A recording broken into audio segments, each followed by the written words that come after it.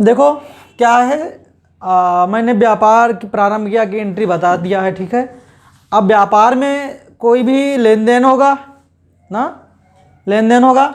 लेन then में जैसे कि हुआ राम से माल खरीदा, ठीक है, मैंने व्यापार प्रारंभ किया, उसके बाद फिर मैं राम के पास चला गया और राम से माल खरीद लिया, ठीक है। राम से माल खरीदा, अब राम से माल खरीदा, यहाँ पर भी कितने खाते प्रभावित होंगे? 2 खाते, ठीक। एक होगा कौन सा बताओ? एक होगा राम अकाउंट ना, एक होगा राम अकाउंट, और दूसरा कौन सा होगा? खरीद रहे हैं तो खरीदने लिए कौन सा अकाउंट? परचेज अकाउंट, ठीक है। दूसरा होगा परचेज अकाउंट, ठीक है, समझ में आया इतना? अब देखो हमने बोला था राम अकाउंट, राम अकाउंट किसके अंतर्गत आता है बताओ? पर्सनल अकाउंट ना, राम अकाउंट किसके अंतर्गत आता है? पर्सनल अकाउंट, ठीक, पर्सनल अकाउंट। परचेज अकाउंट किसके अंतर्गत आता है? नॉमिनल अकाउंट ना, नॉमिनल अकाउंट,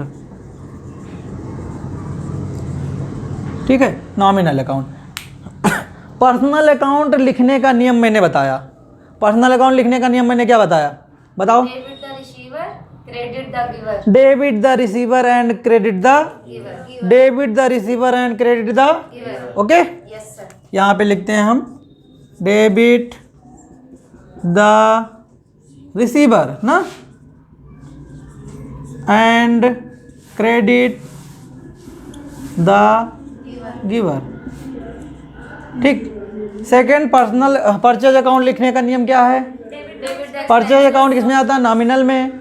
नॉमिनल अकाउंट लिखने का क्या नियम है? Debit the expenses and losses and credit the income and the gains, debit the expenses and losses ना, debit the EXPENCES and losses ना,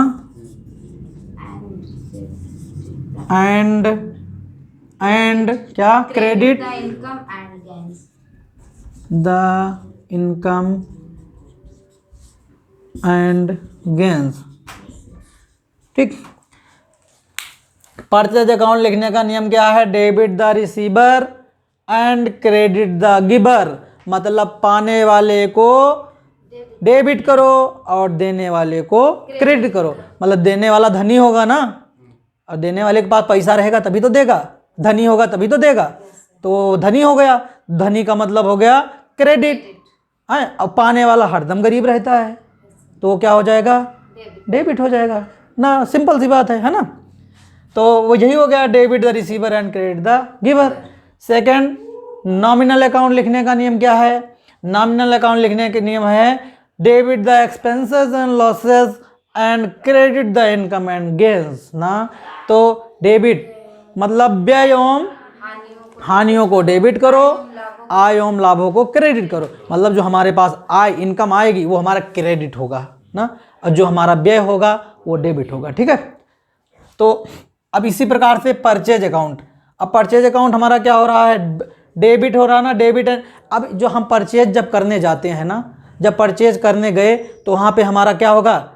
एक्सपेंस होगा ना, व्यय होगा ना। परचेज करने जाएंगे तो पैसा लेके जाएंगे, पैसा व्यय होगा ना, तो हमारा एक्सपेंस हुआ ना, एक्सपेंस को हम क्या करेंगे? डेबिट करेंगे। तो यहाँ इसको हम क्या करेंगे?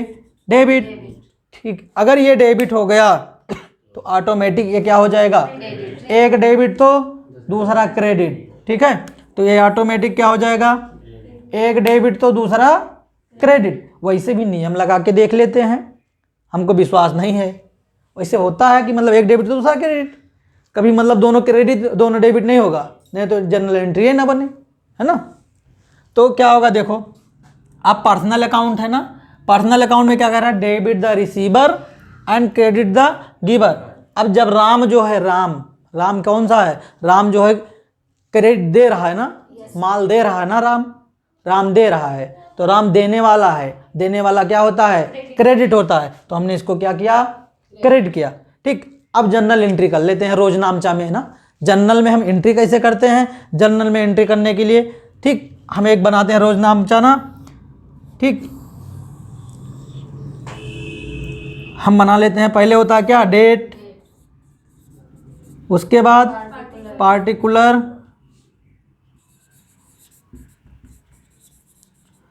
उसके बाद लेजर फोलियो, उसके बाद अमाउंट डेबिट और सेकंड अमाउंट क्रेडिट। ठीक है, amount debit and amount credit. अब देखो, अब ये आराम से माल खरीदा, मान लो 2 तारीख में गए ना, 2 जनवरी को, तो यहाँ पे 2 जनवरी ना 2022 को खरीदा था, 2 जनवरी 2022 लिख लेते हैं, आगे लिख लेते हैं 2 जैन 2022 को। कितने रुपए का माल खरीदा, मान लो 50,000 का माल खरीदा ना, 50,000 का हमने माल खरीदा 2 जनवरी को, तो यहाँ पे पहले डालेंगे 2 जनवरी ना 02/01/2022 डाल देंगे, है ना।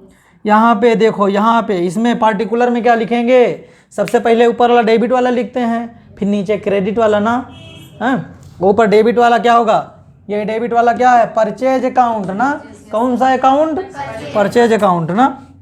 यहाँ पे लिखेंगे परचेज अकाउंट डेबिट ना, टू कौन सा, राम अकाउंट ना, राम अकाउंट ना क्रेडिट ना। अब देखो उसके बाद नरेशन होता है ना टैली में, टैली में नीचे जब एंट्री करोगे, जनरल में एंट्री करोगे, ठीक, तो नरेशन डालना पड़ता है। नरेशन मैंने बताया था आप लोगों को ना, तो नरेशन डालेंगे, कौन सा नरेशन, क्या डालेंगे, being goods purchased bye Ram. कितने रुपए के खरीदा, सेम डेबिट में 50,000 और सेम क्रेडिट में 50,000। समझ में आ गया, कोई दिक्कत इसमें, कोई प्रॉब्लम, ठीक है, नोट कर लो इसको। देखिए ये हो गया ना, राम से माल खरीदा। अब राम से माल खरीदना मतलब हो गया, ये उधार माल भी अगर खरीदोगे तो वही मतलब कोई किसी ना किसी का नाम डालना पड़ेगा आपको, ठीक है। अब हम यहाँ पे मिटा करके करते हैं यही चीज़, राम से माल खरीदा नहीं, यहाँ पर नगद माल खरीदा ना, या माल खरीदा अगर लिखा है तब भी, अगर केवल माल खरीदा लिखा हुआ है, ठीक है, तब भी हम समझेंगे नगद माल खरीदा। अगर नगद माल खरीदा तब तो नगद माल खरीदा, ये तो कैश अकाउंट हो ही जाएगा। अगर ओनली माल खरीदा लिखा है तब भी वो कैश अकाउंट ही होगा, ठीक है। तो यहाँ पे हम लिख लेते हैं नगद माल खरीदा ना, नगद माल खरीदा, नगद माल खरीदा या माल खरीदा, कोई भी, दोनों की एंट्री सेम होगी, नगद माल खरीदा और माल खरीदा दोनों की एंट्री सेम। अब यहाँ पे भी 2 खाते प्रभावित होंगे, कौन कौन से, अब ये राम हट जाएंगे, राम हट जाएंगे, परचेज रहेगा, राम हट जाएंगे, परचेज रहेगा, ठीक है। राम के जगह पे कौन सा अकाउंट आ जाएगा, कैश अकाउंट आ जाएगा, कैश अकाउंट, कौन सा, अब यहू हट जाए फिर ना, पर्सनल अकाउंट हट जाएगा। यहाँ पे कौन सा अकाउंट आ जाएगा, रियल अकाउंट आ जाएगा ना, यहाँ पे आ जाएगा रियल अकाउंट। अब ये रियल अकाउंट आ गया तो उसका नियम भी चेंज ना, तो नियम भी चेंज करो, ये हटा दो ना।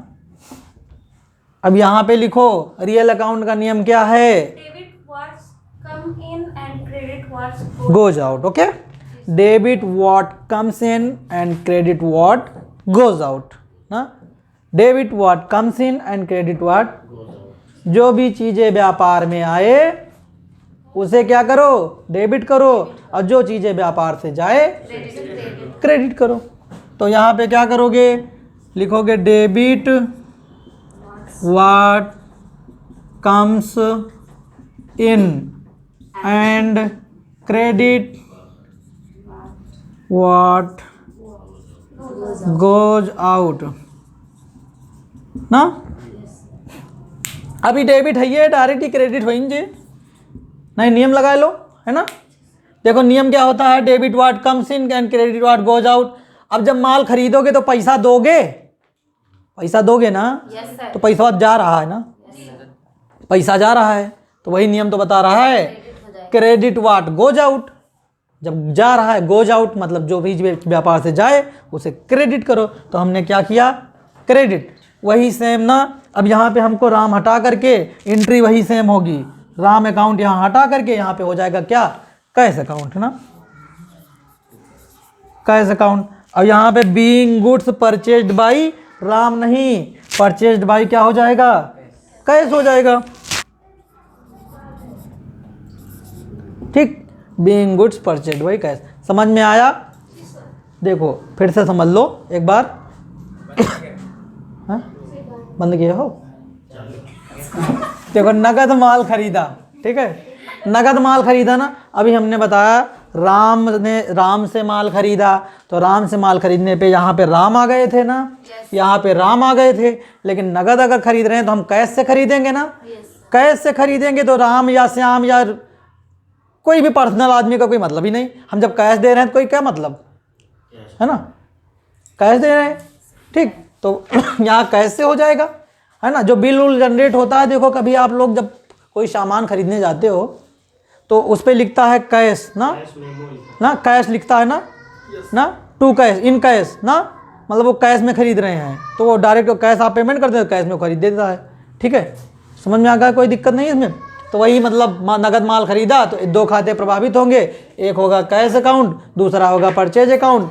कैश अकाउंट हमारा रियल अकाउंट के अंतर्गत आता है, परचेज अकाउंट हमारा नॉमिनल अकाउंट के अंतर्गत आता है। कैश अकाउंट लिखने का नियम है debit what comes in and credit what goes out, and nominal account लिखने का नियम है debit expenses and losses and credit income and gains ना, ठीक है। तो वही लेजर में हमने क्या एंट्री किया, purchase account debit to cash account credit being goods purchased by cash, ठीक है। समझ में आ गया? Thank you.